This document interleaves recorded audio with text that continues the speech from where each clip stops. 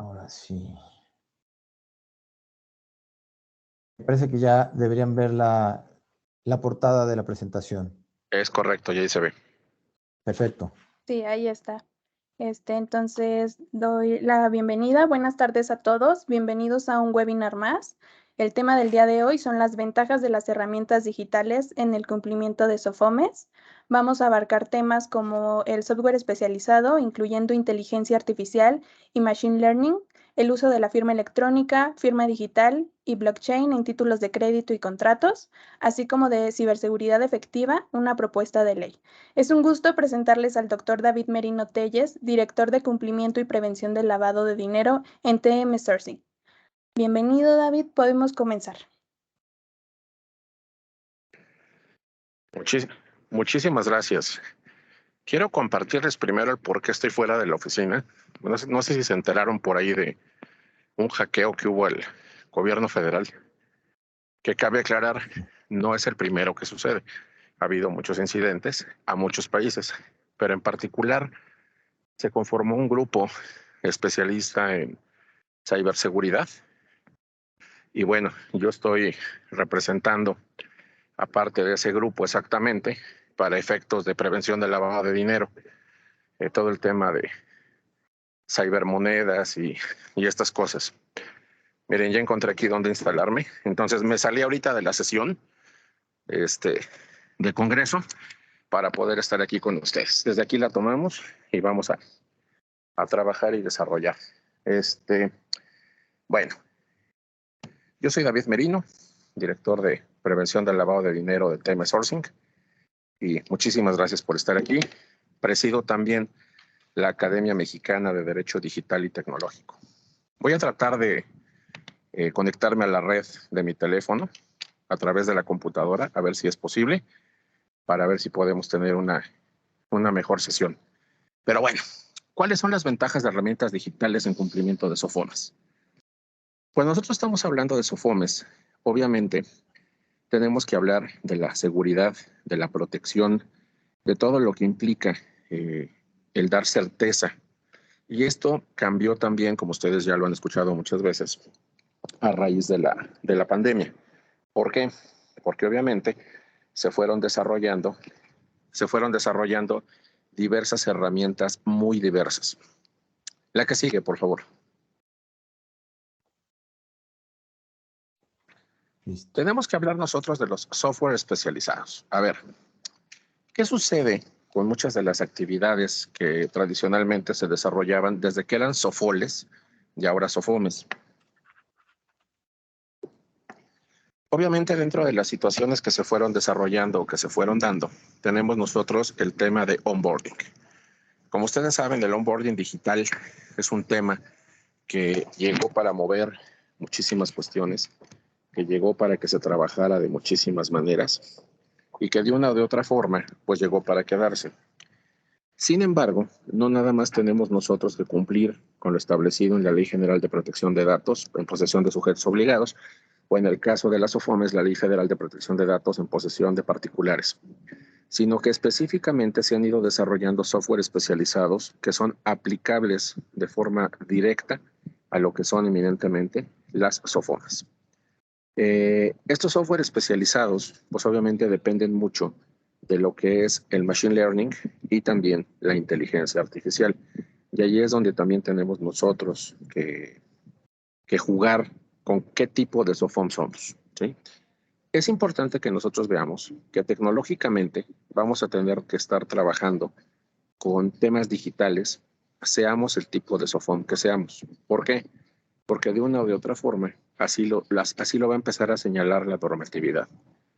Les puedo hablar de esta normatividad porque, como les comento, yo formo parte de varios grupos de trabajo directamente aquí en la Cámara de Diputados Federal. Entonces, se está trabajando precisamente en la modificación de esquemas, la modificación de leyes, precisamente, para poder trabajar y determinar con el Poder Legislativo cómo se va a desarrollar la evolución de las SOFOMES, obviamente, del sector financiero en general. Entonces, la que sigue, por favor.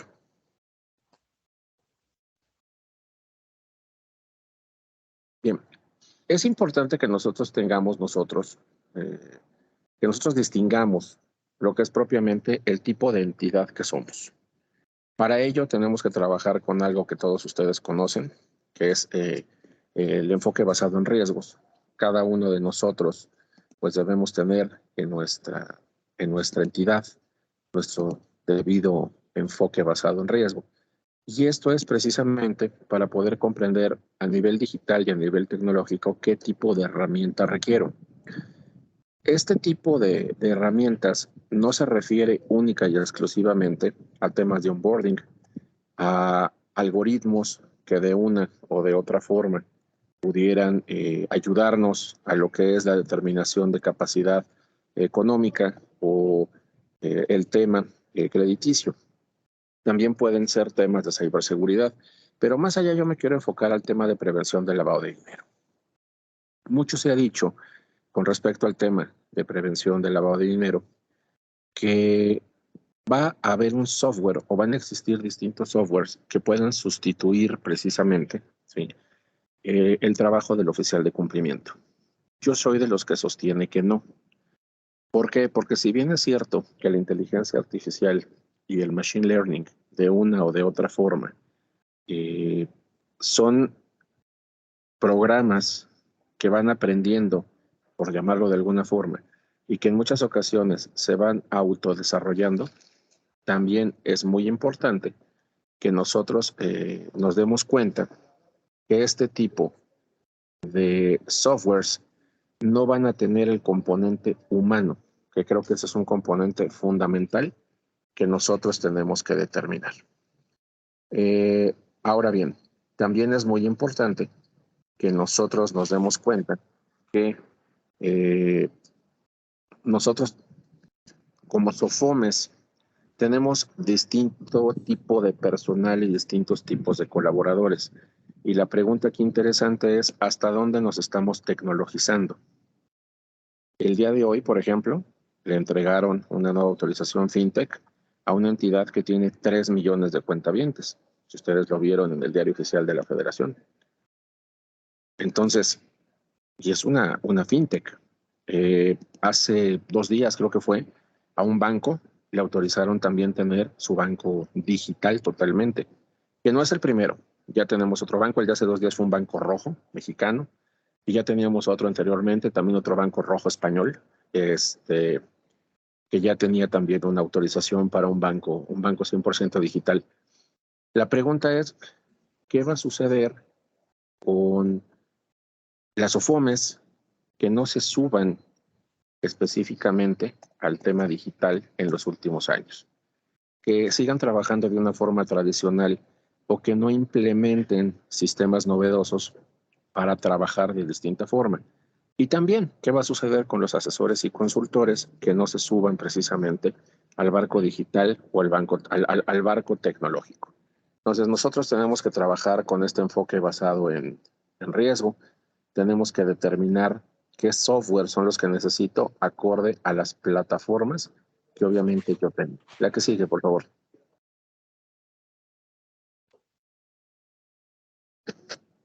Bien. Un software especializado nos va a ayudar precisamente a aumentar la capacidad de gestión. Y el aumento de esta capacidad de gestión se va a ver reflejado de varias formas. Primero, nos puede volver más eficientes, más eficaces. Nos puede volver operativamente mejor. Pero el tema también es qué control o qué tipo de controles vamos a tener con respecto a la utilización de este tipo de softwares, ¿sí? Es decir, yo me puedo volver más productivo y con una mejor gestión eminentemente, pero también voy a ser sujeto o susceptible a tener diversos tipos de problemática y de ataques. Una de las cuestiones fundamentales que yo les puedo poner como ejemplo en materia de software especializado tiene que ver precisamente con el tema de las auditorías, por poner un ejemplo. Es decir, ustedes saben de la existencia de la obligación de que más tardar el último día de febrero de cada ejercicio, pues las SOFOMES estén presentando su informe de auditoría, bajo las modalidades y especificaciones que la misma disposición nos señala. Bien, Sin embargo, un punto muy importante es, ¿se podría realizar de forma automática o se tiene que seguir haciendo de la forma tradicional? Esa es una de las primeras preguntas que puede llegar a resultar interesante. ¿Por qué?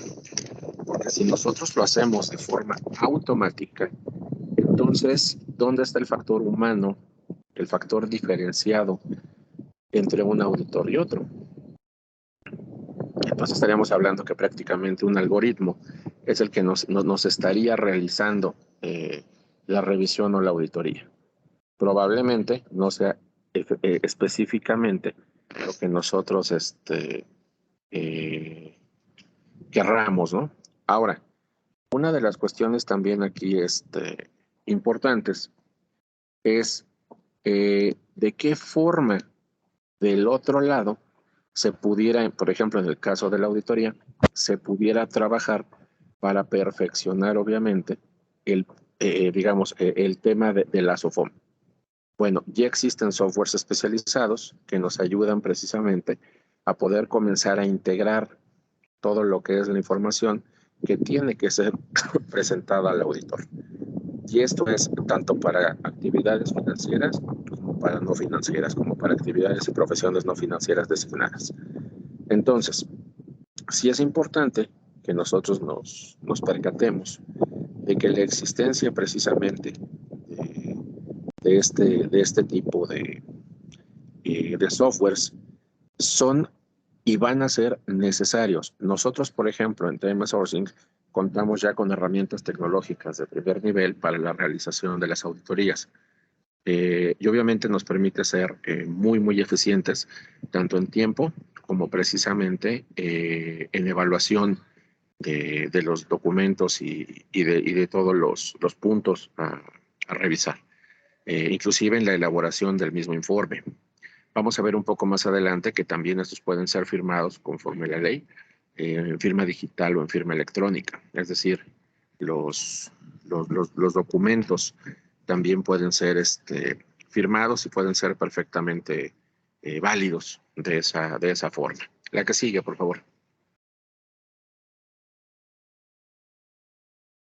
Ahora, básicamente, de lo que podríamos estar hablando al estar nosotros trabajando este tema es de la necesidad de tener software especializado, básicamente que podrían ser ERPs, que son nuestros sistemas de planificación de recursos empresariales, nuestros CRMs, de gestión sobre relación de consumidores, o el BI, ¿no? Business Intelligence, que obviamente nos van a generar clientes con un buen nivel de experiencia.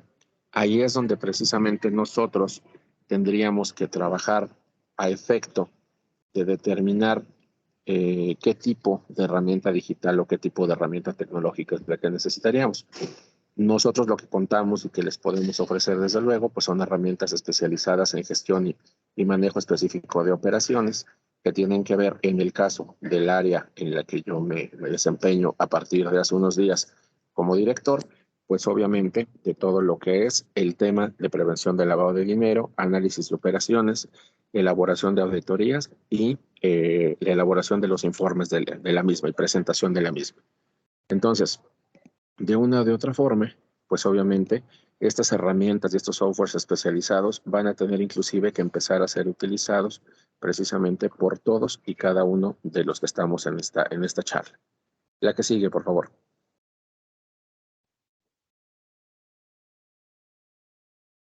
Bien, en esta lámina tenemos algunas cifras, algunas estadísticas relativas básicamente de la inversión promedio de medianas empresas en lo que es innovación, precisamente, y utilización de software especializado.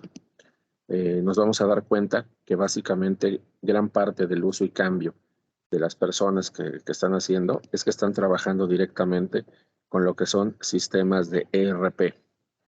Y eso pues nos va a dar obviamente a nosotros una ventaja competitiva muy importante. Repito, en mi opinión, estos sistemas no van a sustituir al oficial de cumplimiento, pero sí van a representar una ventaja significativa en lo que es tiempo, obviamente, y en lo que son beneficios, sobre todo de eficacia y eficiencia. La que sigue, por favor.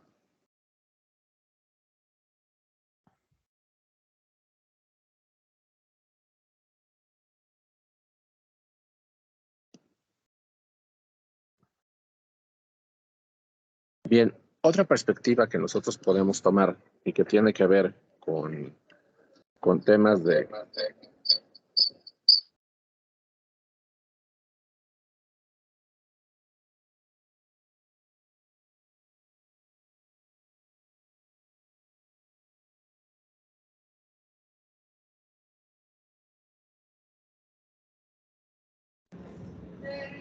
Bien, ¿ahí me escuchan? Ahora sí, ya me pude conectar, por fin pude brincarme el firewall de aquí de la cámara. Sí, ahí está perfecto. ¿Sí me escuchan ahí, perdone? Sí, Sí, puedes yo te continuar. escucho perfecto. Perfecto. Entonces, lo que yo les comentaba es que lo que nosotros tenemos aquí de perspectiva, que nosotros podemos trabajar, básicamente, es también ver la desventaja. Finalmente, lo que yo les comentaba, que estamos aquí en el Congreso, miren, les presento la perspectiva desde aquí. Está muy bonita la vista de aquí. Lo que estamos haciendo aquí en la Cámara, de hecho, ahorita, el día de hoy, por lo que me salí de la sesión, es el tema de la desventaja, la ciberseguridad. La pregunta interesante aquí es, ¿cuántos de ustedes tienen actualmente instalado un dispositivo en materia de ciberseguridad? ¿Cuántos de ustedes tienen verdaderamente asegurada y respaldada la información tanto interna como externa que nosotros manejamos todos los días de nuestros clientes, de nuestros colaboradores, de nuestros proveedores? Ese es un tema fundamental también y es sumamente importante y nosotros lo tenemos que ver precisamente dentro de lo que son los temas de las desventajas. La que sigue, por favor. En realidad se ha considerado que es la principal desventaja que se puede llegar a tener. Ahora, ¿qué podemos nosotros trabajar? Y aquí es donde entra la parte interesante. Inteligencia artificial. La que sigue, por favor. Bien. ¿Qué es inteligencia artificial? Básicamente, como ustedes saben, es estos desarrollos similares a la capacidad mental humana que son exhibidas por una computadora, un robot o una máquina. Básicamente la inteligencia artificial es la replicación o la capacidad de posible replicación de la capacidad de la mente humana en una computadora o en una máquina. ¿Sí? Y de ahí deriva un concepto que se llama Machine Learning. Básicamente es aprender de ejemplos y experiencias, reconocer objetos, comprender y responder al lenguaje, tomar decisiones, resolver problemas, etc. Les voy a poner un caso sencillo. No sé si de repente les ha pasado que les llega un mensaje de texto, un correo o una llamada del área de prevención de fraudes de alguna entidad financiera. Y entonces eso tiene que ver con algo que se llama perfil transaccional, que ustedes lo dominan y lo conocen, y que nosotros en prevención del lavado de dinero obviamente lo tomamos. El perfil transaccional como tal de la persona, ¿sí?, se basa de estos temas de Machine Learning, es decir, la máquina, el algoritmo va viendo cuáles son los gastos comunes que tenemos, en qué establecimientos, por qué montos, en qué periodicidad, y va generando un patrón de conducta, un patrón financiero de conducta, que se llama. Cuando ese patrón financiero de conducta es alterado, ¿sí?, en ciertos parámetros que son muy definidos, entonces la entidad genera una alerta. Ojo, puede ser una alerta de fraude, sí, pero inclusive también puede ser una alerta de lavado.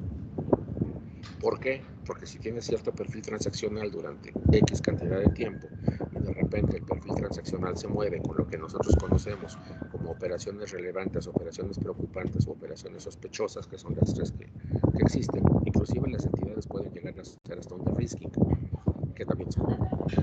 Y entonces eso nos va a llevar a nosotros a poder generar o a poder trabajar una alerta en materia de prevención del lavado de dinero. Aquí es interesante. ¿Las OFOMES pueden llegar a tener esto? Claro. Oye, David, pero ¿de qué depende? Depende del tipo de operación que tú tengas, depende del tipo de crédito que otorgas, depende del tipo de cliente que tú generes. Y obviamente eso va a impactar directamente en los resultados que tengan, vuelvo al punto del ejemplo que estoy poniendo, de las auditorías. ¿Sí? ¿Por qué?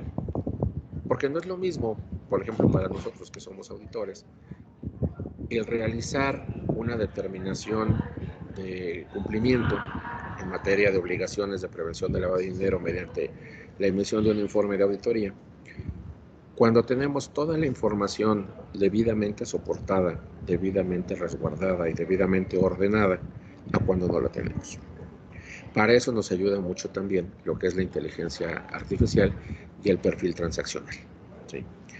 Existen ya también softwares que mediante APIs son capaces de conectar estos softwares que son especializados para poder armar y simplemente mediante un clic generas una carga batch para poder realizar la información que, por ejemplo, mes con mes ustedes van a enviar al Citi, porque mes con mes, dependiendo si son también vulnerables no financieras, al SSPL del SAT, le dan un clic y entonces lo que empieza a hacer es el amarre de diversos documentos, entre ellos, por ejemplo, los FDIs. Empieza a ver también los perfiles transaccionales en caso de financiero y obviamente pues, los umbrales de identificación y de reporte en el caso de los no financieros. Y es una herramienta sumamente práctica, o son herramientas, porque hay varias, sumamente prácticas que ahorran bastante tiempo y facilitan la vida también a las áreas de cumplimiento. Consideremos que las áreas de cumplimiento generalmente de SOFOMES no son áreas de cumplimiento muy grandes, son robustas, pero no son muy grandes, por lo tanto en ocasiones se acumula bastante la carga de trabajo y estos temas de inteligencia artificial y machine learning nos ayudan a eficientar muchísimo la productividad del área y disminuyen la posibilidad también de errores. La que sigue, por favor.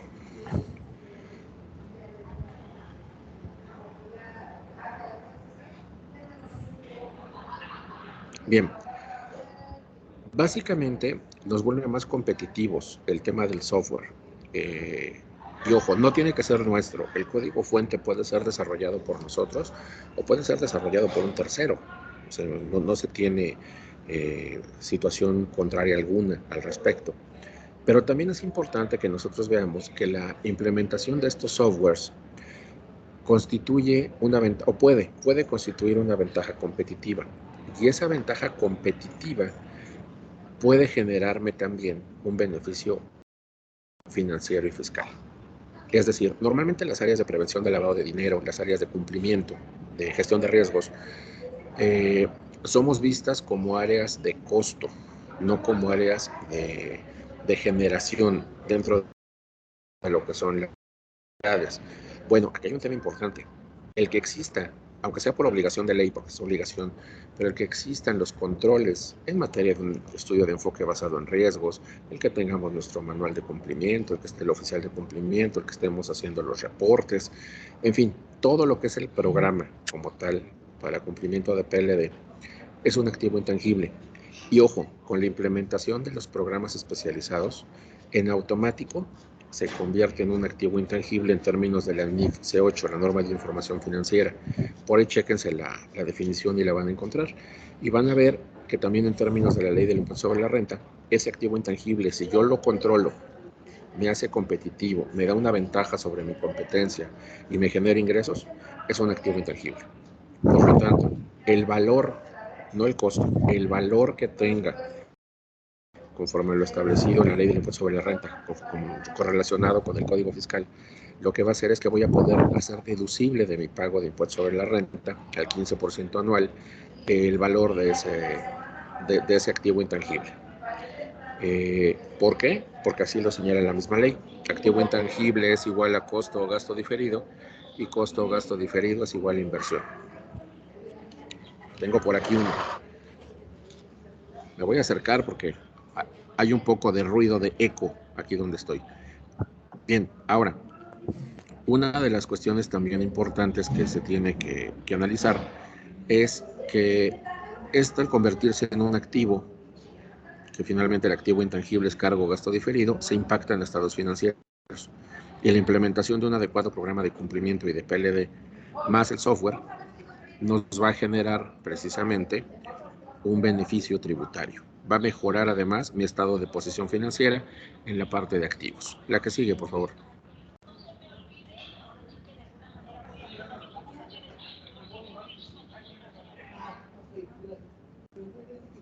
Bien. Existe desde el año 1990, empezando en 1980, básicamente, ¿sí? Y obviamente, pues, como muchas de las cosas se ha considerado y por ahí se dice que comenzó a trabajarse por temas de desarrollo bélico. Posteriormente pasó a otro tipo de desarrollos. Entonces, la que sigue, por favor. Obviamente, distintos sectores han ido tomando la inteligencia artificial y el sector financiero pues no ha sido ajeno a este tema. Principalmente podemos hablar en materia de comercio, banca, salud e industria, 4 de los esquemas o de las áreas más importantes que han tomado esta parte y nosotros estamos dentro del sector financiero, ¿sí? Obviamente hay distinto tipo de situaciones, ¿no? O sea, distinto tipo de inteligencia artificial. Algunas se utiliza obviamente para segmentación de clientes, para trabajar la Big Data o la Mega Data, analizar tendencias de mercado, automatizar operaciones de financiación, puntaje crediticio, generación de riesgos, bueno, y también prevención del lavado de dinero, que esa es una de las cuestiones más importantes. No sé si ustedes se han preguntado cómo le hace la Unidad de Inteligencia Financiera Federal o las unidades de inteligencia patrimonial y económica para poder hacer todos los análisis de operaciones que diariamente les son enviados para su revisión, pues lo hace generalmente a través de inteligencia artificial y de machine learning.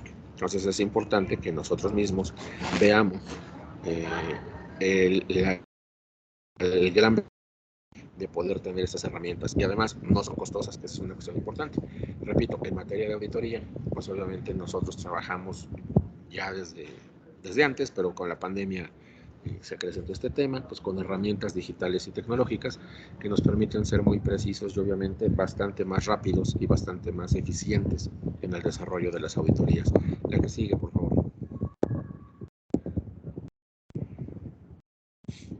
Bien, aquí hay algunos softwares de inteligencia artificial, digo, hay muchísimos más, pero tenemos el TensorFlow, el H2O AI, el InfoSize Naya, la de Google, que también Google tiene la propia, Azure, Machine Learning, IBM Watson, Engati, Wipro Holmes, BigML, Ajaxi, Hive, Valohai, Cognitive Scale, Birdeye, Dialogflow, AWS, Amazon Web Services también tiene la propia, en fin, hay varias y obviamente se pueden ir adaptando al tema de desarrollo propio de la SOFOM. Repito, yo sé que probablemente muchos de ustedes ya trabajen con programas de inteligencia artificial o machine learning, pero tradicionalmente se hace en áreas de venta, en áreas comerciales y obviamente en áreas operativas de onboarding digital, de análisis de perfil, lo que es perfilación crediticia, pero normalmente no se trabajan en áreas de back office como podría llegar a ser el área de gestión de riesgos, compliance o prevención del lavado de dinero. Y son sumamente eficientes la implementación de estos esquemas y la implementación también de estos servicios y programas. La que sigue, por favor.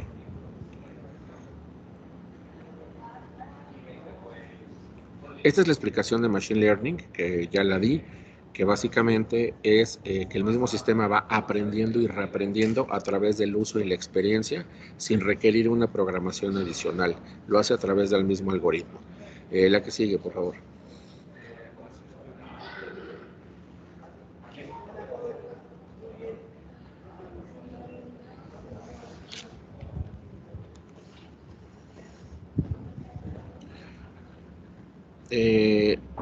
Bien, la que sigue. Toda esta parte ya la expliqué ahorita.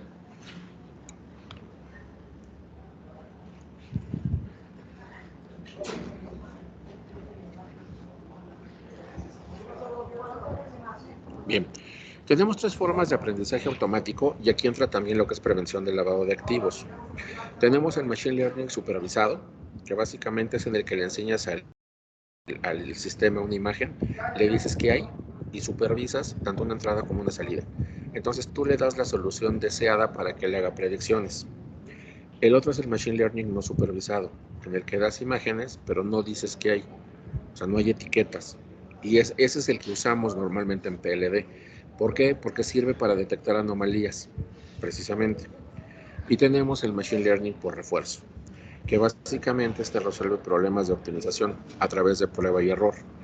Normalmente, si ustedes van a adquirir un software que tenga que ver con Machine Learning para temas de gestión de riesgos, compliance o PLD, enfóquense en uno que tenga Machine Learning no supervisado. ¿Por qué? Porque es el que, repito, detecta precisamente esas anomalías que se generan. Y esas anomalías son las que nosotros, como auditores, como consultores en materia de PLD, nos dan las red flags precisamente para poder detectar probables errores o omisiones, que habrá que ver de qué tipo son, y en su caso poder iniciar una auditoría forense, en el caso de que ya se haya dado, obviamente, la situación o el hecho. Y desde luego, pues eso va a disminuir el reporte de incidencias en las auditorías y obviamente pues, no van a tener o casi no van a tener situaciones que manejar a través de planes de remediación. La que sigue, por favor.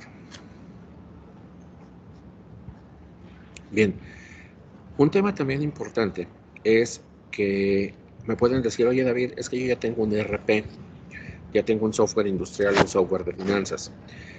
El tema interesante es que básicamente lo que se trata de hacer básicamente es generar una solución de CRM para tratar de predecir qué va a hacer el cliente, cuál es su comportamiento y entonces que me pueda levantar probablemente hasta una alerta en materia de prevención del lavado de dinero, ¿sí?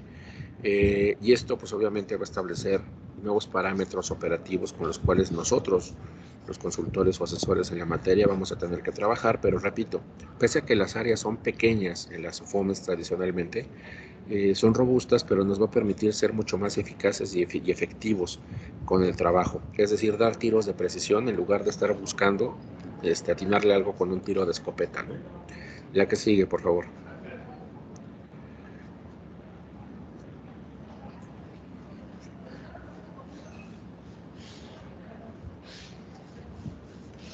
Bien, nos podemos cambiar de presentación, mi querido Octavio, si eres tan amable.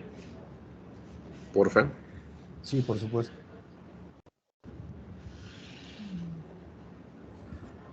Bien, una de las cuestiones también muy interesantes que me han preguntado recientemente es con respecto al uso de la firma electrónica, la firma digital y el blockchain, todo lo que tiene que ver con títulos de crédito y contratos inteligentes. Una de las cuestiones aquí fundamentales, la que sigue, por favor, es en materia de prevención del lavado de activos y nosotros como especialistas y como auditores en materia de PLD, cómo vemos y cómo vamos analizando estos temas. Bueno, siempre me preguntan si se puede trabajar con contratos inteligentes precisamente en materia financiera. La respuesta es sí, desde luego. Solamente que recuerden que estos contratos deben tener varias características. Deben tener una condición y deben ser autoejecutables. ¿Sí? O sea, deben estar preprogramados con una condición y ser autoejecutables. ¿Eso es posible? Desde luego. Y se trabaja muchísimo en otros lados del mundo en materia de crédito, que bueno, es una de las actividades fundamentales que tienen las OFOMES. Entonces, oye David, este contrato puede ser firmado o puede contener un título de crédito, que el título sea un documento electrónico o digital. Recuérdense que todo lo digital es tecnológico, pero no todo lo tecnológico es digital. Entonces, puede ser un documento digital que a su vez tenga firma electrónica de algún tipo, de un nivel o de dos niveles. La respuesta es sí. Oye David, ¿es válido? Sí. ¿Es ejecutable ante un juez? Sí. El tema es que no estamos acostumbrados todavía a poder hacerlo. La que sigue, por favor. Oye David, ¿ese contrato inteligente o smart contract tiene que estar anclado al blockchain para que finalmente pueda ser válido? No necesariamente. El blockchain le va a garantizar algunas cuestiones como por ejemplo la inmutabilidad, la inviolabilidad y le va a dar seguridad y certeza jurídica. Pero el contrato es válido por sí mismo aunque no esté finalmente en el blockchain. En esta lámina, pues finalmente aquí van a encontrar el antecedente obviamente de lo que es el smart contract que se le atribuye a Nick Szabo, 1995. Aquí es donde lo van a encontrar. Es simplemente el antecedente. La que sigue, por favor.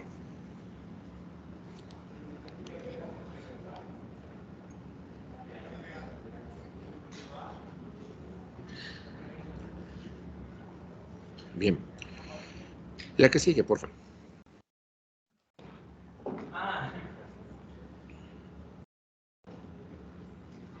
Bien. Ahora bien. Todavía después, por favor. Aquí hablamos obviamente de lo que no es el smart contract con Nick Szabo, sino lo que es la blockchain con Satoshi Nakamoto, creador del Bitcoin, ¿sí?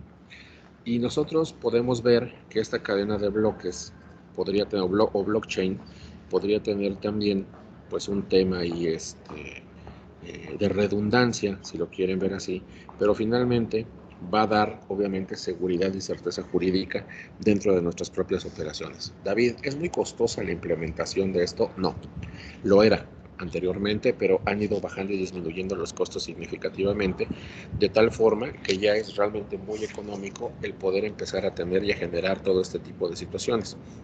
Da un poco de inseguridad jurídica, pero quiero comentarles que legalmente no tiene absolutamente ninguna limitación el tema de un contrato digital.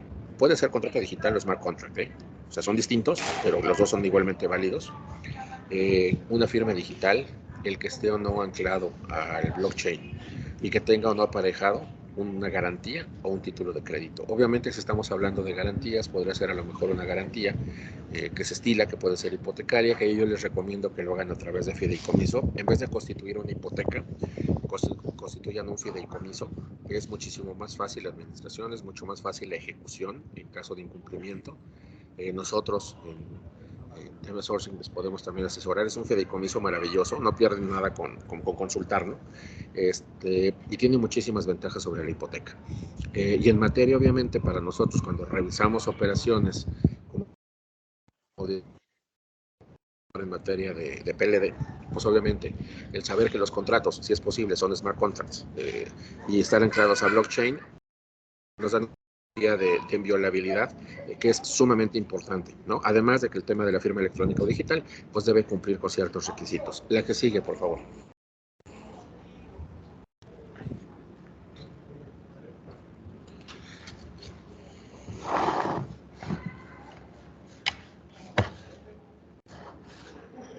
Bien, básicamente el beneficio de operar con estas tecnologías nos da velocidad, eficiencia y precisión.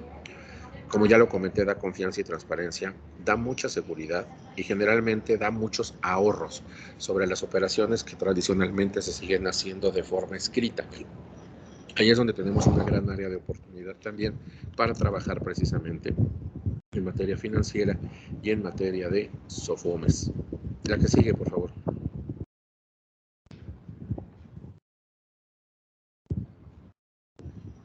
Bien.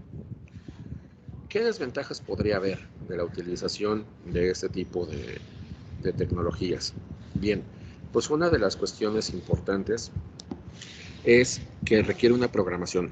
Se necesita de alguien que lo sepa programar, lo cual no es tan complejo, pero en realidad se necesita de alguien que necesita la programación. Tiene que haber una interoperabilidad, obviamente, y es una característica fundamental de lo que es el blockchain, ¿sí? Obviamente, cualquier contrato se puede pasar a smart contract, pues depende. Si cumple con las características que ya les comenté, que tiene que estar preprogramado, que tiene que haber una condición y que sea autoejecutable, sí. Entonces, la realidad es que también una de las desventajas, si se quiere ver así, es que la automatización, obviamente, ¿sí? Va a traer como consecuencia el que tengamos menos plazas de trabajo, pero también nos va a generar, obviamente, pues que nosotros podamos generar o trabajar ese tipo de documentos digitales, ¿no? La que sigue, por favor.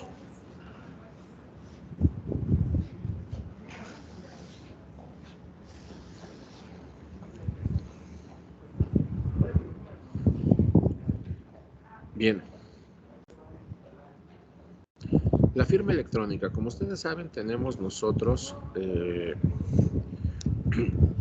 distintos puntos o distintos temas, y la firma electrónica obviamente pues está regulada, ustedes saben, en el título segundo, capítulo 1 del Código de Comercio, que es del artículo 89 al artículo 95. No nos referimos únicamente a la firma electrónica del SAT o la Secretaría de Economía, que es una firma electrónica de doble nivel, que finalmente tiene el certificado y la llave, sino nos referimos realmente a cualquier firma electrónica. Es decir, esos datos que están consignados en un mensaje, ¿sí?, y que son utilizados para identificar al firmante con relación al documento que se está firmando, ¿sí? Y obviamente, pues la ley le atribuye los mismos efectos jurídicos que la firma autógrafa, ¿no?, siendo igualmente admisible como una prueba en juicio. Al día de hoy existen también los proveedores de certificado digital de los servicios de certificación. Son 8 y están autorizados por la Secretaría de Economía. Pueden ustedes buscarlos ahí en internet. Y existimos, ahí también nosotros tenemos nuestra propia aplicación de firma electrónica y firma digital que está a su disposición. Diversos prestadores de servicios que trabajamos en interoperabilidad precisamente con los 8 prestadores de los certificados. Entonces, es importante que ustedes, cuando trabajen con alguien en temas de firma digital o firma electrónica, vean que les emita precisamente todo lo que establece la NOM 156, para efecto de que ustedes tengan la certeza verdaderamente de que están trabajando con un proveedor con el cual, si llega a haber algún problema, pues van a tener todo el respaldo, ¿sí? Esta norma 150, yo creo que dije 156, estoy bien burro, pero 151, pero ahí me traicionó la mente, la memoria. Entonces, esta NOM 151 obviamente pues te habla de lo que es la conservación de mensajes de datos y qué documentos electrónicos y digitales pues se tienen que ver. Básicamente te pide que tienes que tener una constancia de conservación que te es emitido, como yo les comentaba, por el prestador de servicios de certificación a través de sí mismo o de un tercero que trabaje directamente con ellos, y esa constancia tiene 2 funciones, es la presunción de integridad y la fecha cierta. La presunción de integridad tiene que ver con que el documento no fue alterado, y la fecha cierta, pues obviamente es para evitar la simulación, sobre todo en materia fiscal, ¿no? Entonces, eso te va a dar obviamente lo que es mucha solidez jurídica en las operaciones que obviamente pues estamos realizando. La que sigue, por favor.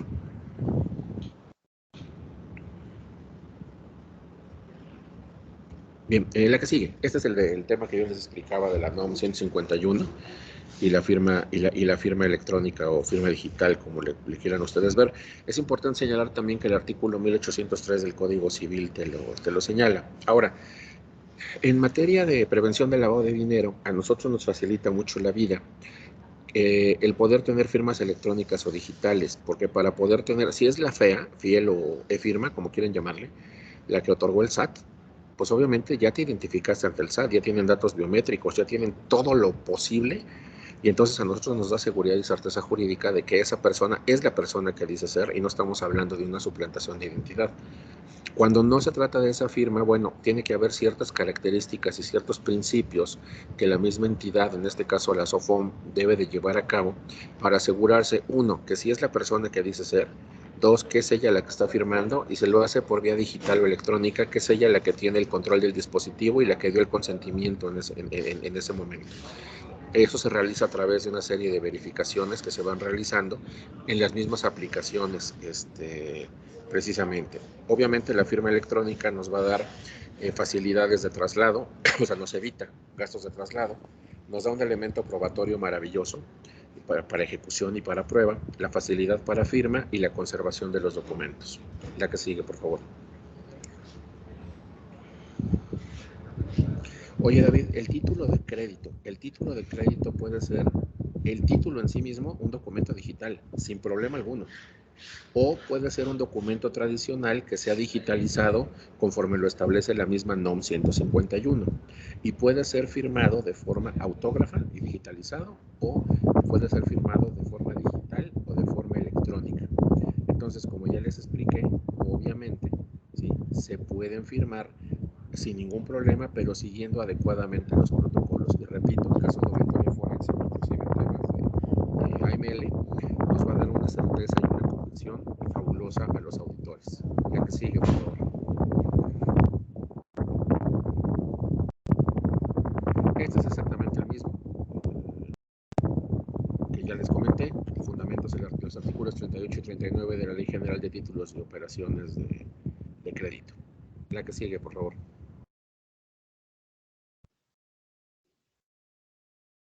Bien, la que sigue, por favor. Y aquí hay un tema. Oye, David, ¿los títulos de crédito se pueden endosar una vez que han sido firmados digitalmente? Sí, siempre y cuando se garantice la identidad del involucrado.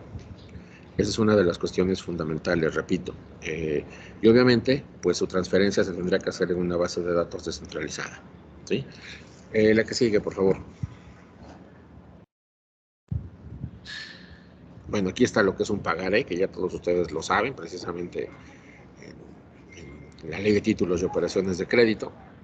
Si quieres ya está ahí, Octavio, pero lo demás que sigue ya es del pagaré, pero es lo mismo que acabo de explicar. Yo lo que les invitaría es, y la idea de esta charla era uno, presentarme con todos ustedes. Repito, David Merino, soy el nuevo director de prevención del lavado de dinero de TM Sourcing.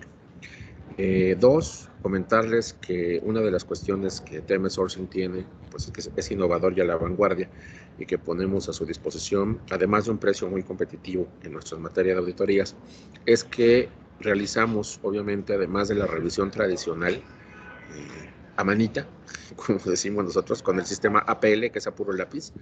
También utilizamos ya tecnologías. Podemos hacer, como ustedes saben, las auditorías a distancia, las podemos hacer presenciales, pero nosotros internamente también lo trabajamos utilizando herramientas digitales y tecnológicas, lo cual disminuye tiempos, disminuye costos, por lo cual podemos convertirlos en una muy buena opción para ustedes, y también obviamente nos disminuye la capacidad de errores, que esa es una de las cuestiones también muy importantes. Segundo, invitarlos para que también a través de nuestras diversas áreas, como es nuestra área de transformación digital de TM Sourcing, pues puedan ver todos estos temas de innovación y desarrollo. Estamos también para atenderles en la materia. Y bueno, como ya les comenté, tenemos también nuestro fideicomiso a través de nuestra compañía hermana, Seguridad Jurídica, pues precisamente el tema de nuestro fideicomiso hipotecario, que es una extraordinaria opción para sustituir la hipoteca tradicional y para tener garantías precisamente en la aplicación de estas herramientas digitales. Con eso termino dentro de lo que es mi horario y les regreso el uso de la voz y los micrófonos. Muchísimas gracias. Muchas gracias, David. Tenemos unas preguntas en el chat. Andrea Cabrera pregunta, ¿actualmente el implementar firmas electrónicas en toda la operación de una SOFOM que presta créditos de arriba de 5 millones de pesos, debe pedir una autorización especial para poder operar o es algo que ya se puede operar modificando el manual de PLD? Ya se puede operar, obviamente. Ahí yo lo que siempre sugiero para que no haya ningún tema es que cuando se vaya a autorizar la utilización de firma electrónica o digital, haya un acuerdo de consejo y obviamente se tiene que modificar la normatividad, ¿no? Bueno, me refiero a la normatividad interna, o sea, el manual, pero no existe una limitante con respecto al monto. Lo que sí te pediría es que en esos montos, obviamente por seguridad jurídica, procures que sea la firma electrónica de 2 niveles que emite el SAT. Obviamente que sea alguien que sí sea contribuyente, el que te esté firmando, ¿no? En créditos de consumo muy básicos, de cantidad muy baja, en muchas ocasiones esa gente no está ni siquiera dada de alta. Hay algunas entidades que ustedes saben que prestan de esa forma, microcréditos. Y ahí, bueno, se utiliza una firma digital básica o de un solo nivel en muchas ocasiones. Muchas gracias. David pregunta, ¿cuál es tu opinión de aplicaciones de Open Banking o de onboarding digital en cuanto a que el cliente cargue su fiel para poder obtener información de SAT, bancos? Me refiero al riesgo porque en cuanto a la facilidad de obtener y proporcionar información es muy buena. Bueno, el riesgo de tener nuestras cosas aquí adentro del teléfono siempre existe, ¿eh? O sea, eso es importante, por eso se llama riesgo. El punto importante aquí es, tenemos que entender dos cosas diferentes. El onboarding digital depende con quién lo hagas y dónde lo hagas. Tienes que fijarte que el onboarding lo estés haciendo en un portal web que sea seguro, o sea, un HTTPS, y que tenga el candadito, ¿no? Certificado de seguridad vigente. De otra forma, pues estás dándole tus datos, ve a saber a quién y para qué los usan. La segunda es que muchas veces en el onboarding digital los datos se los das a un tercero que no es la entidad financiera, porque hay empresas que se dedican exclusivamente a hacer el onboarding digital y el análisis inicial de crédito, y posteriormente si salen aprobados o preaprobados en ese análisis inicial de crédito, que es el que hace realmente la consulta en buró, en ese momento pasan la información ya a la sociedad financiera. Obviamente tiene que haber ahí un convenio de transferencia de datos y otras normatividades de la Ley Federal de Protección de Datos en posesión de particulares. Con respecto a lo que es el Open Banking, bueno, esa transferencia de datos tú la tienes que autorizar, porque esa es una de las cuestiones fundamentales. El tema es que normalmente nunca leemos lo que autorizamos, le pones que sí a todo y le das a aceptar y vámonos. Entonces, obviamente, en casi todos los bancos ya enviaron, y obviamente algunos otros pues, que van creciendo y van haciendo, pues van a enviar los temas de autorización para que compartan tu información. Entonces, pues obviamente el Open Banking tú mismo lo estás generando. Recordemos que en ambos, tanto en el onboarding digital como en el Open Banking, aplican los derechos ARCOP, acceso, rectificación, cancelación, oposición, y lo que es portabilidad ahora. Ya déjame hacer el comercial, ¿no? También nosotros ahí en Temes Forcing les podemos ayudar con todo lo que es protección de datos. Y para también este tema que ustedes me comentaban, de la implementación de la firma electrónica y protocolos, nosotros les podemos ayudar con la adecuación de sus manuales de PLD para que la puedan usar.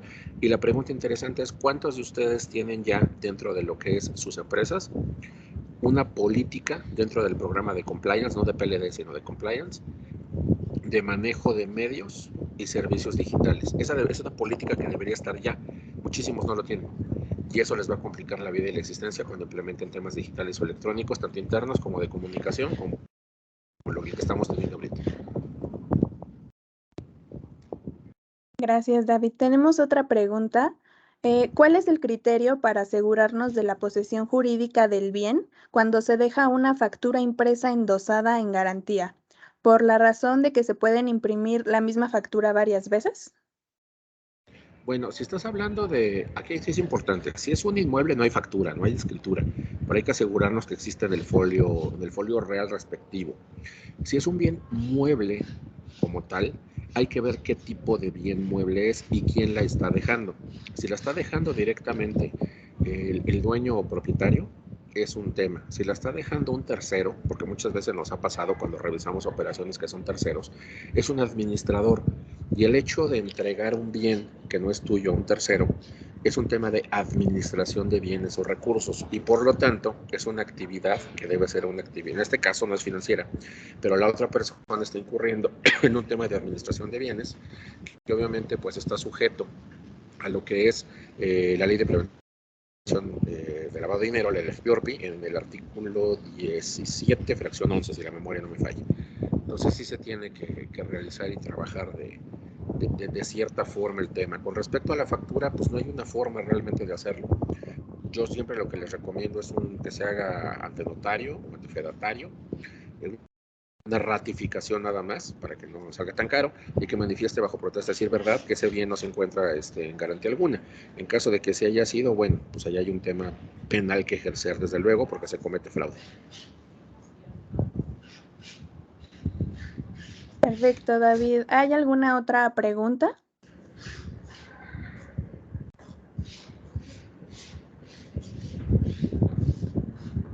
Creo que ya no hay más preguntas, David. Agradecemos al doctor David Merino por su participación en el webinar del día de hoy, así como a los socios que nos acompañaron. Los esperamos para el próximo webinar. Excelente tarde a todos y muchas gracias por asistir. Gracias, David. Gracias y perdón por los inconvenientes del inicio. Un abrazo. Hasta luego. Chao.